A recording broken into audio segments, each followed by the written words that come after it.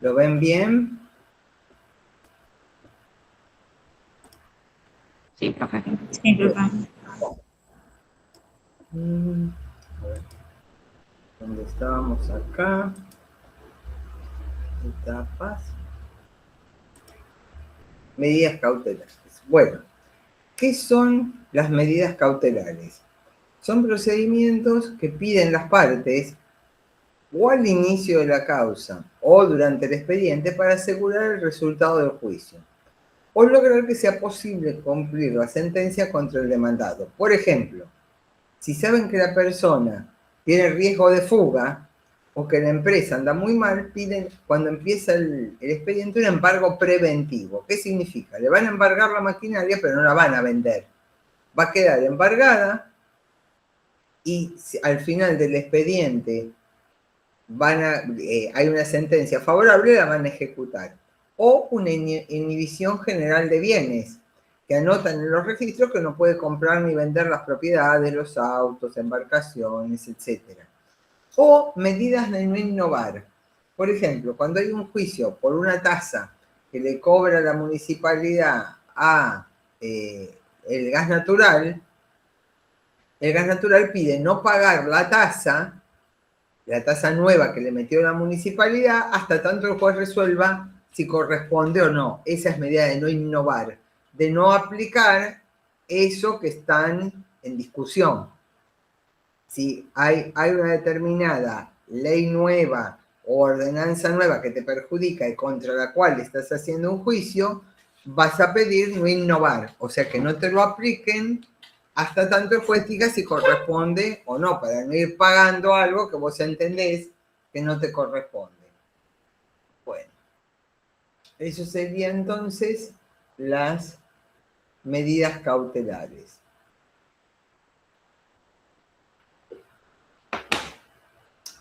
Acá hay algo importante que habría que agregar a lo que les puse en la diapositiva, que es que cuando vos pedís esto, tenés que demostrar razonablemente los hechos que lo fundamentan. El juez no te va a dar un embargo preventivo o una inhibición general de bien alegremente, porque se te canta.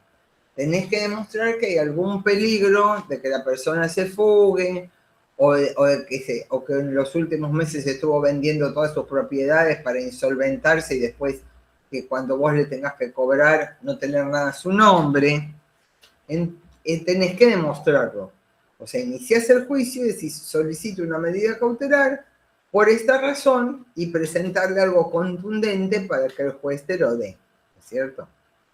Bueno, y ahora, medios de prueba. Esto es algo importante que los sepamos y los sepamos diferenciar.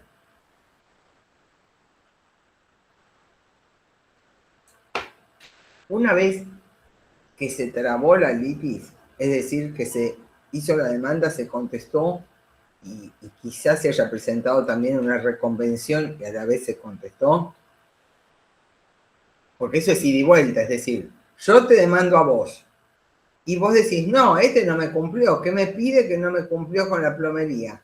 Le contrademanda. Y entonces el que es el accionante original le tiene que contestar la contrademanda al otro. Siempre todos tienen derecho de defenderse. Cuando te llega una demanda siempre tenés que contestarla, ¿sí? O una contrademanda. Bueno, y ahí se abre la prueba. Y las partes piden distintas pruebas. ¿Cuáles son las distintas pruebas? La testimonial. Es una declaración de terceros que son ajenos a la causa, pero que tienen conocimiento de los hechos. Ejemplo típico, tu compañero de trabajo cuando te echan. ¿Qué diferencia hay con la confesional? Es la declaración de las propias partes involucradas sobre los hechos. ¿Qué hacen? Hacen como un pliego, o sea, pliego significa un listado de preguntas en este caso, para preguntarle a los interesados sobre los hechos.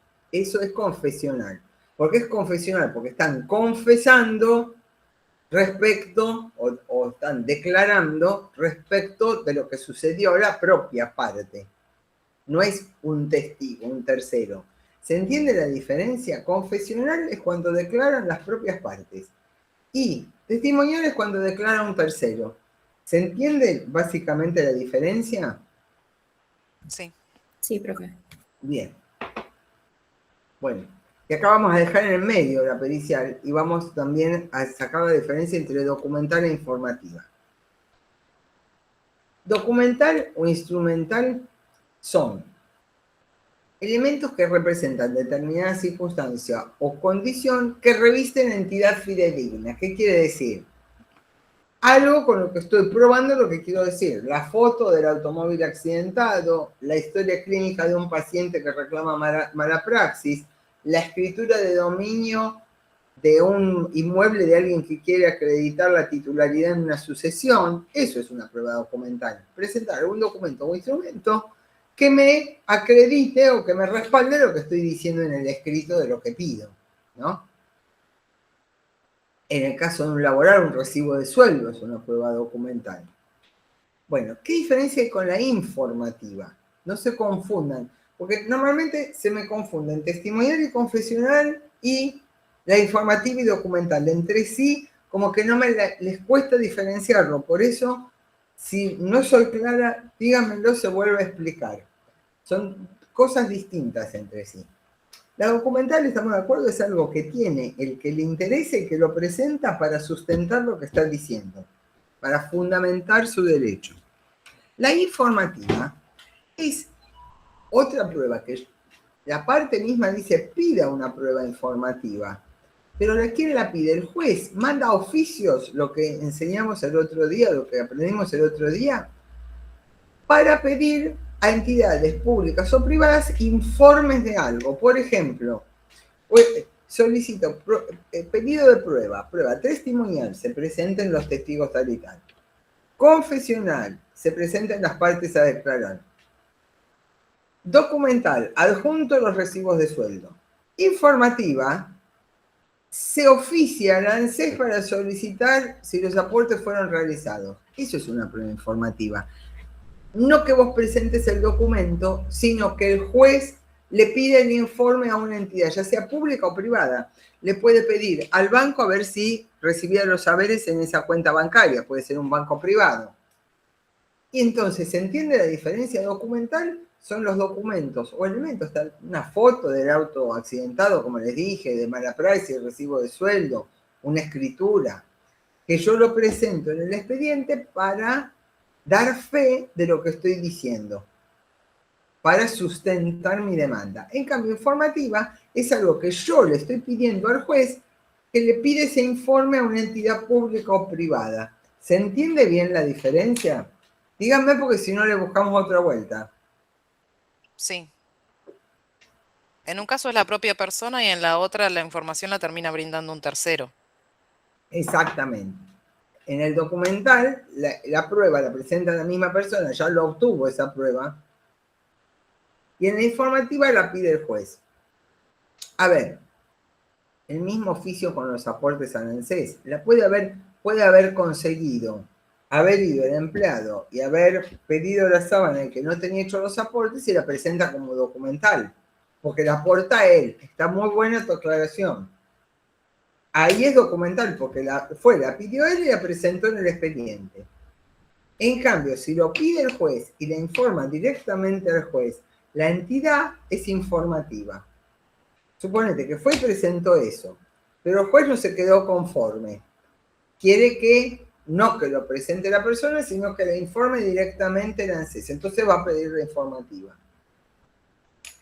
Entonces, muy buena tu aclaración, documental es cuando la presenta la persona, informativa es cuando la pide el juez a cualquier tipo de entidad. No necesita ser solo pública, puede ser privada. Bueno, por ejemplo, cuando hay una compañía de seguros en el medio, puede pedir una informativa pidiendo que adjunte la póliza, por ejemplo. Bueno, ahora, el pericial lo dejamos para el final. Vamos con estos otros dos que también van medio juntos para ver la diferencia. Reconocimiento judicial de lugares o cosas.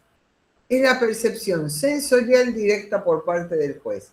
Por ejemplo, explotó un edificio porque el gas estaba mal conectado y el juez va personalmente a ver qué pasó.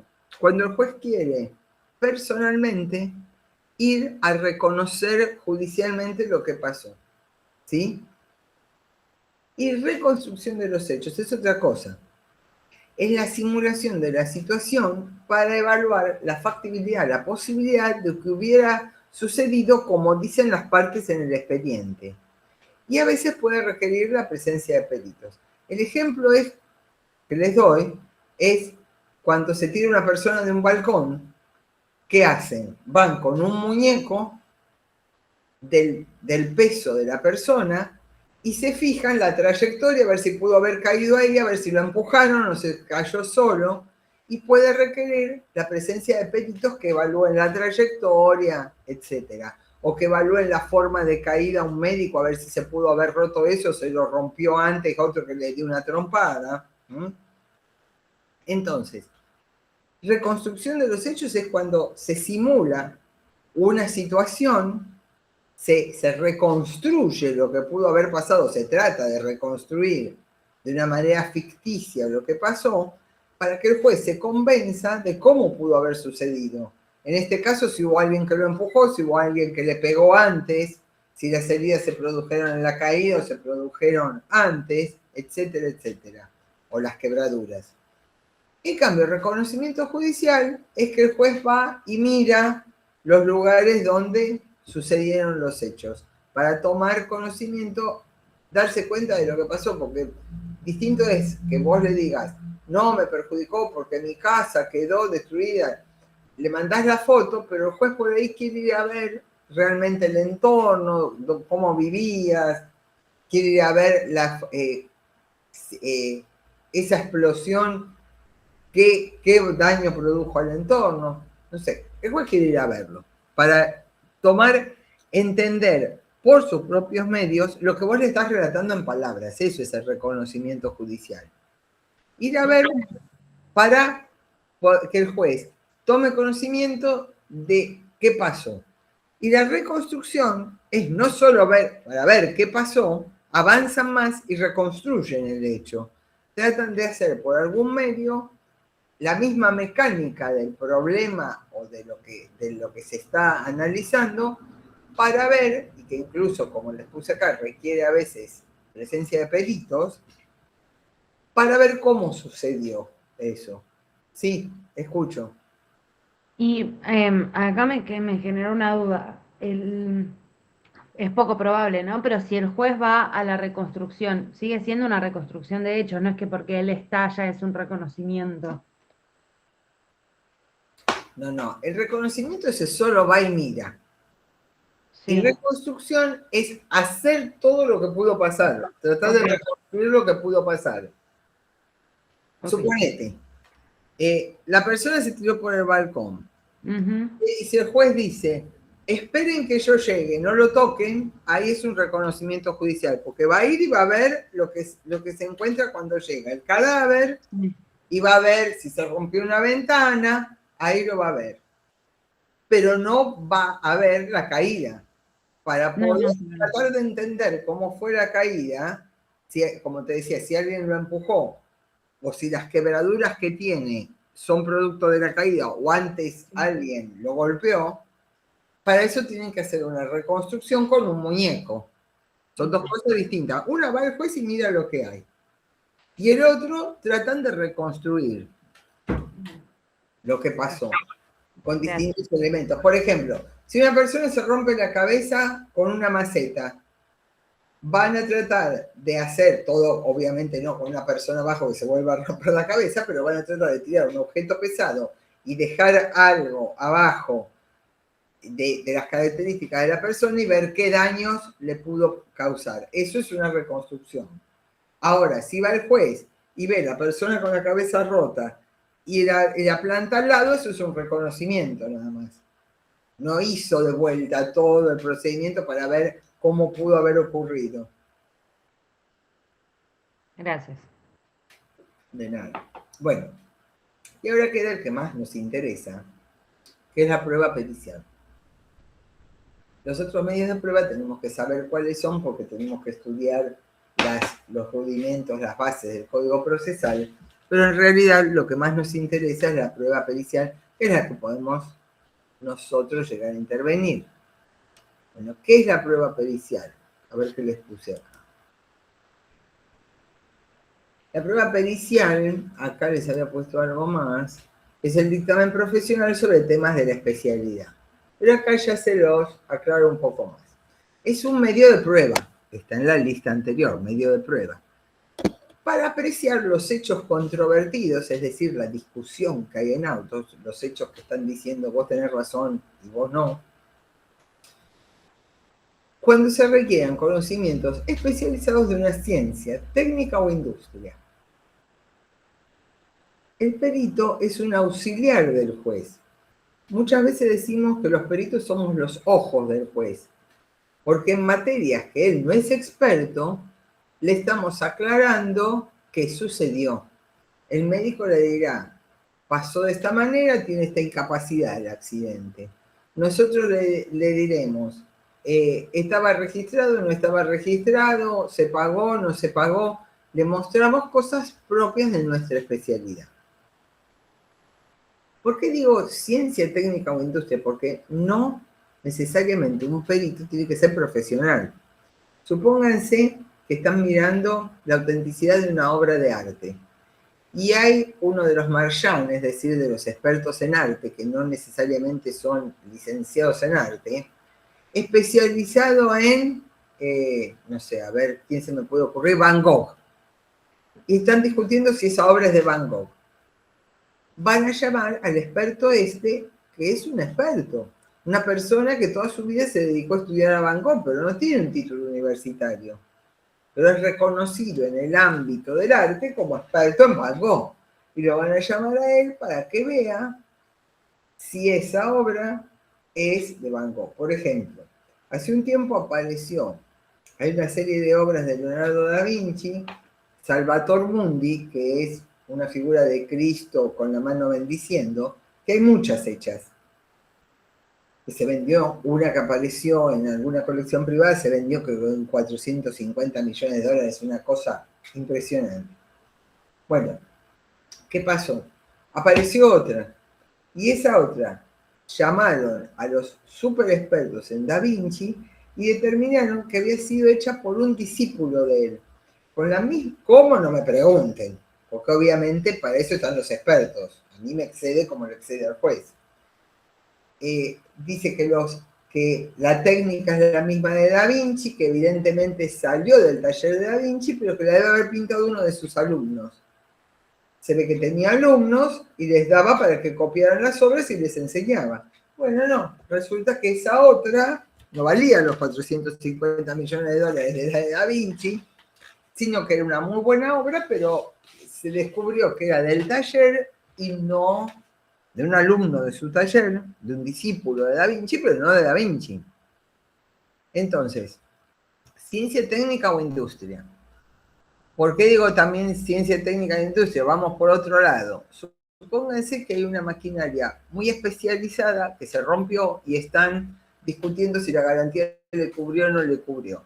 La falla de esa máquina, por ahí la tiene que ver un técnico, el técnico que es especializado en arreglar esa máquina. Entonces se llama de perito ese técnico.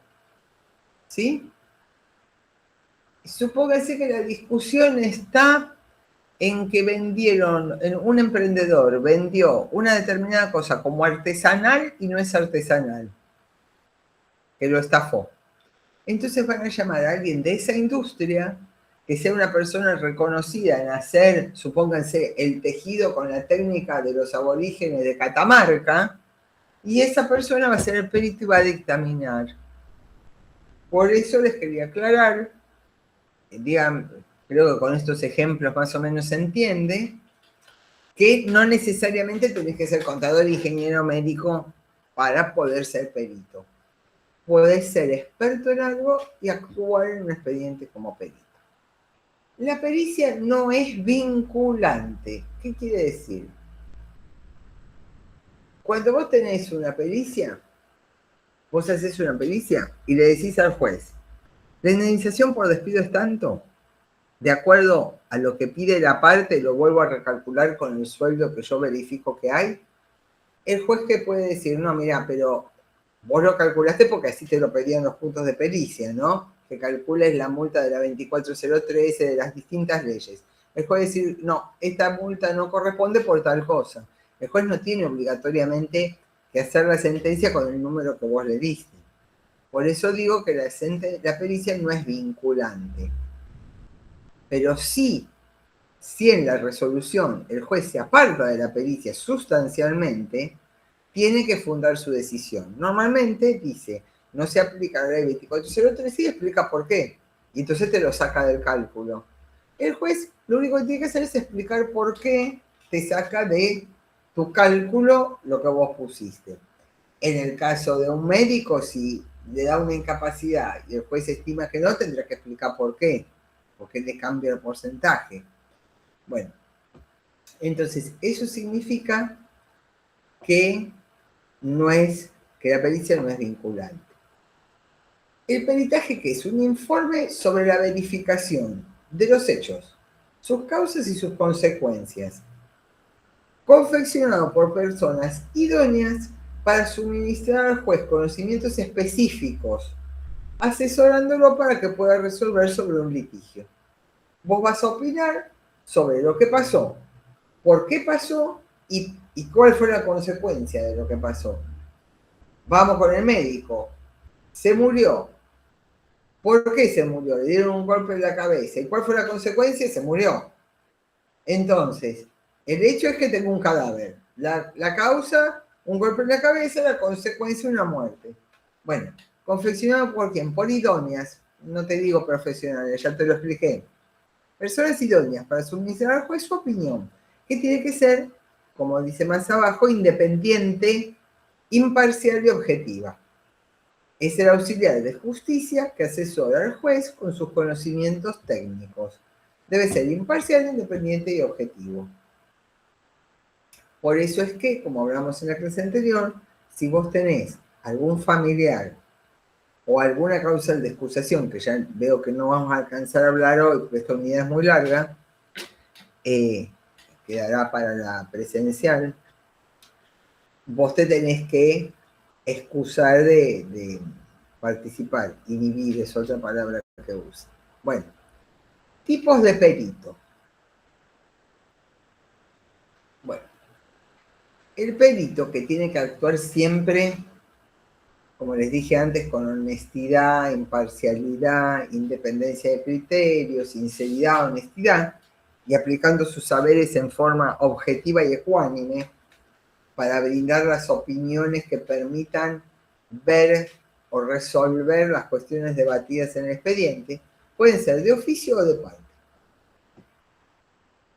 ¿Qué significa esto? Ustedes cuando se reciban se pueden anotar en la lista de peritos de oficio. El juez los va a llamar.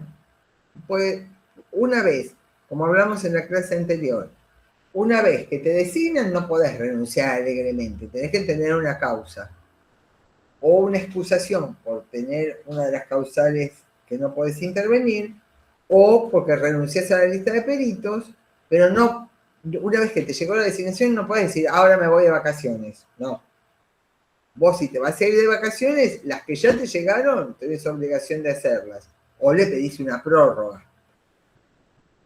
¿Qué va a pasar si te vas de vacaciones? Le pedís una licencia, entonces durante ese periodo no te van a designar, pero la designación que ya llegaste, te llegó, la tenés que hacer. Si no, directamente lo que tenés que decir, bórreme por este año de la lista, es todos los años que te anotás, y no trabajarás más en todo el año. Siempre más vale perder un tiempo de trabajo y no después tener una sanción que te complica la vida. Bueno, y este perito no es el perito de oficio, no es ni un delegado ni un representante de la parte. Las partes van a proponer puntos de pericia, van a decir que el perito conteste la fecha de ingreso, las remuneraciones percibidas y que haga la liquidación por el despido como si fuera con causa. Y el otro va a decir sin causa. Y vos vas a contestar todos los puntos que te dicen. Los vas a contestar en una forma imparcial. Y lo que yo les quiero recalcar ahora y tienen que saber es que las partes pueden pedir la prueba que se les antoje, pero el juez va a revisar esos puntos de pericia Y si te están pidiendo, ponele, ustedes saben que la prescripción laboral es 2 años, pero viene y se le ocurre pedirte que le detalles los sueldos, que le hagas un Excel con los sueldos de los últimos 10 años. Nada. Entonces el juez va a decir, no, excede el plazo de prescripción, este punto de pericia no lo acepto. Las partes pueden pedir las pruebas, todas las que vimos. Las 7 pruebas que vimos puede pedir cualquiera de esas, pero el juez le puede decir que no se la concede, porque no le parece que sea necesario, que le sea necesario a él para decidir en ese juicio. Muchas veces, ¿qué pasa? Que el juez ni lo mira los puntos de pericia y a vos te llegan unos puntos de pericia que ni te cuento lo que te piden. ¿Y qué tenés que hacer en ese caso? Bueno, en ese caso, lamentablemente, si están ordenados que los hagas, los tenés que hacer. Pero si te están pidiendo algo fuera del plazo de prescripción, vos le podés poner, mire, se informa en el presente los 2 años que te pida 10, los 2 años que entran dentro del plazo de prescripción, listo. Y si después la parte te la quiere impugnar y el juez le hace lugar a que hagas los 10, los tendrás que hacer. Pero no tiene sentido hacer cosas que no corresponden, ¿sí? Bueno, entonces, ¿qué más les quería decir de esto? Bueno, ese es el perito de oficio. ¿Quién es el perito de parte? El perito de parte, o sea, el perito de oficio lo designa el juez, no conoce las partes, es independiente. El perito de parte, como su nombre lo indica, lo designan cada una de las partes. ¿Y dónde actúa este perito? En el fuero penal nada más.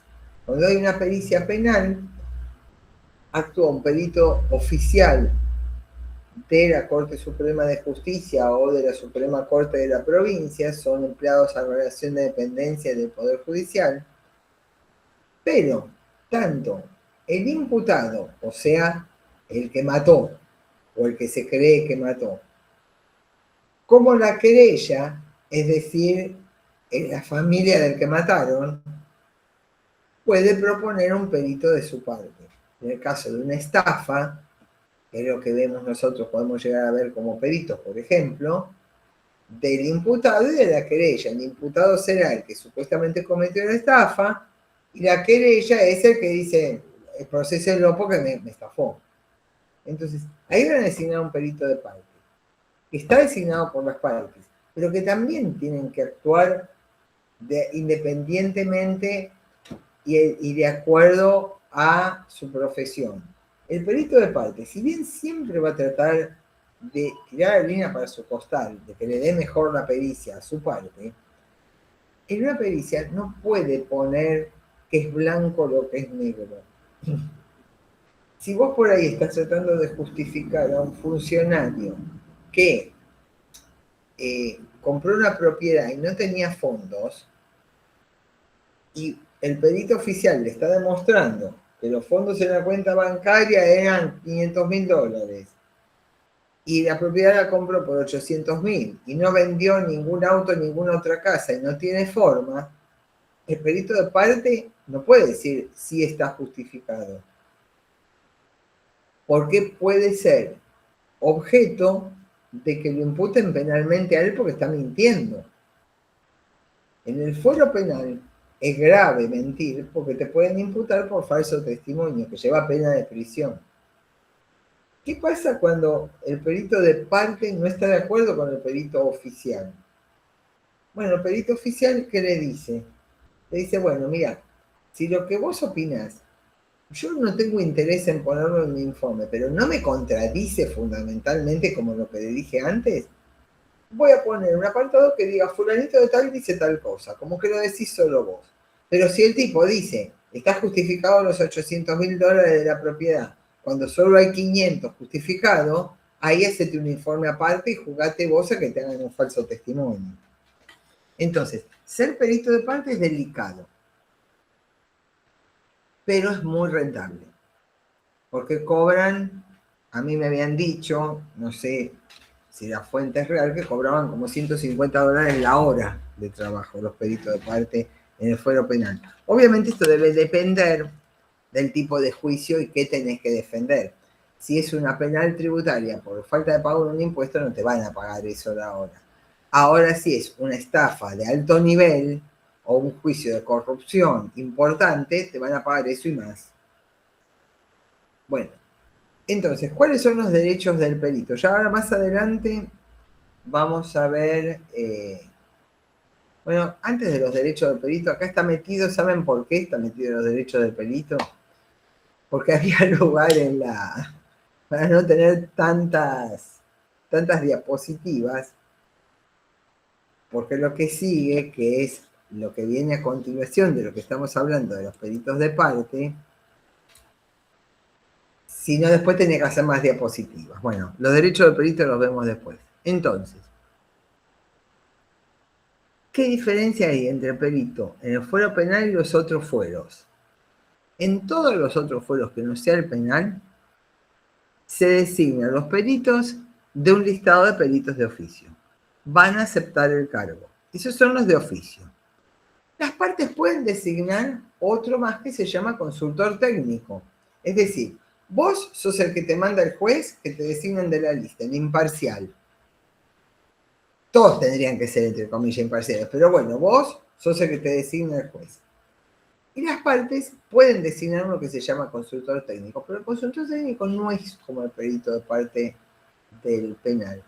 El consultor técnico lo único que puede hacer es ir y presenciar las operaciones periciales. Es decir, si vos vas a la empresa a mirar los libros, él no puede decir, ahora muéstreme tal otra cosa. No, no, no. El que dirige la pericia sos vos, el perito designado por el juez, no los consultores técnicos de las partes. ¿Están obligados a hacer una pericia, el informe? No. Los consultores técnicos pueden ir y mirar nada más. O pueden, debajo de tu informe, decir estoy de acuerdo. Si quieren, es voluntario. O pueden presentar un informe aparte. Y en el caso de los tribunales ordinarios, las partes y los abogados pueden solicitar presencial ese relevamiento.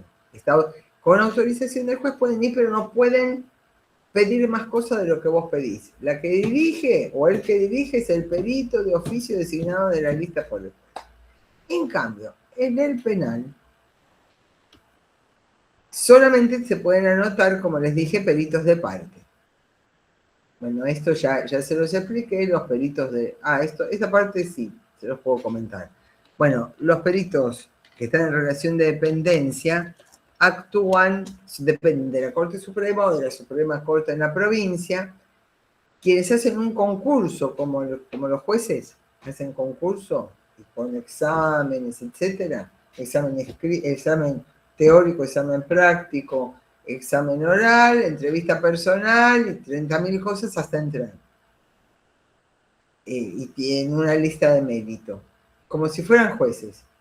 Y no van a aceptar el cargo como ustedes, como ese escritito que les di, cada expediente que les llega, porque ya están actuando bajo juramento, ya juran actuar en todos los expedientes con lealtad y fidelidad, y todos los expedientes que te lleguen como empleado, actúas igual, no necesitan aceptar el cargo. Ustedes como peritos independientes sí, porque van a actuar en ese y ahí aceptan. Bueno, los peritos del fuero penal tienen que declarar como testigos en juicios orales y están sujetos a falso testimonio.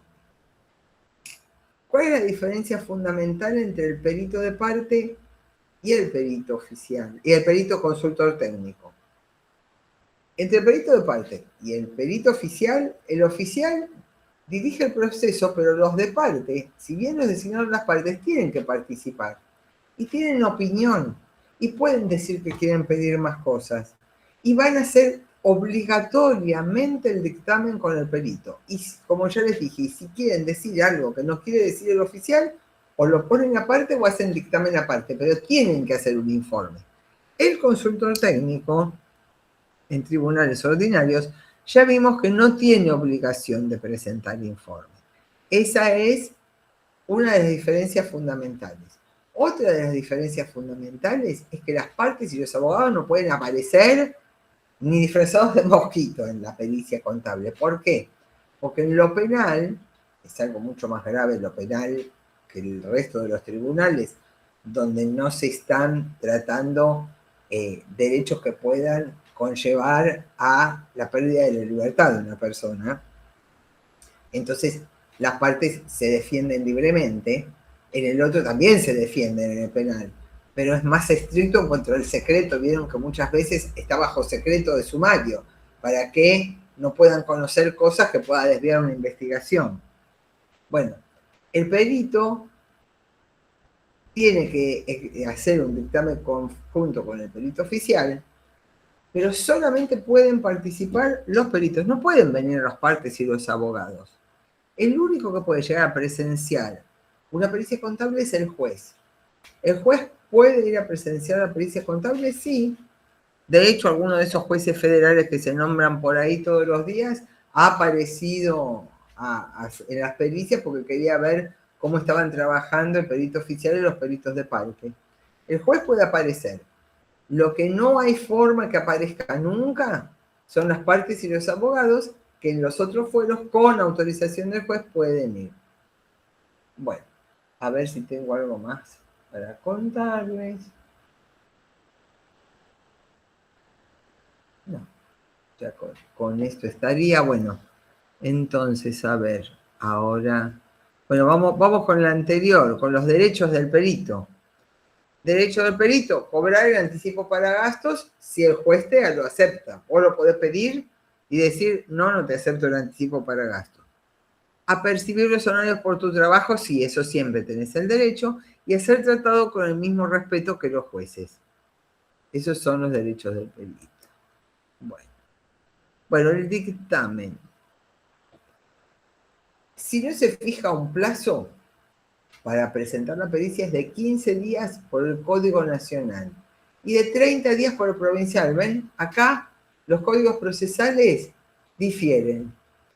Si a vos cuando te designan perito dice, usted se ha designado perito contador o desinsaculado, que es lo que te ponen a veces, deberá aceptar el cargo dentro de 3 días y presentar el informe dentro de los 20 días subsiguientes. Si no dice eso, dice, ha sido designado perito y deberá presentar el informe dentro de los 3 días y no te dice el plazo, tenés 15 días para hacerlo en Capital y Nación y Federal y 30 días en provincia. Siempre tiene que ser por escrito, incluir las operaciones realizadas en la causa, explicar los principios científicos y responder los puntos establecidos por el juez. No tenés que responder más allá de lo que te pide el juez. Lo mismo que cuando las partes te piden aclaraciones, si te están pidiendo que agregues algo al informe que no estaba pedido en los puntos originales, le pones que no corresponde por no estar incluido en los puntos originales, porque el único que te puede agregar puntos es el juez. Las partes, por vía de un pedido de aclaración, no pueden pedirte algo más que se olvidaron de pedirte en la pericia original.